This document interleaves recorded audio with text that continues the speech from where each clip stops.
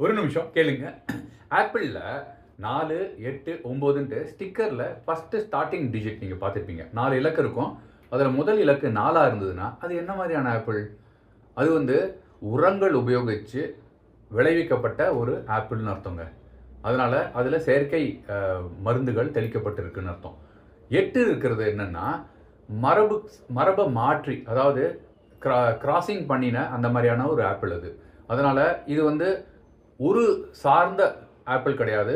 இதே மாரி சிம்லா, வாஷிங்டன் அந்த மாதிரியான 2, 3 ஆப்பிள் சேர்ந்தா மாதிரி, அது அந்த மாதிரியான ஒரு ஆப்பிள் ஒட்டு வச்சதுங்கிற மாதிரி சொல்லுவாங்க இல்லையா? அதுதான் அந்த 8 குறிக்குது.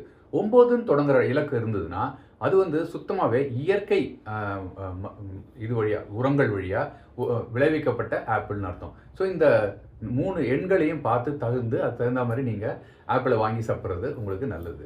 இது ஐபிசி தமிழ்ங்கிற சேனல்ல வந்தது. அத பார்த்தேன். அத உங்களுக்கு பகிர்ந்துக்கிறேன். Thank you so much. Bye.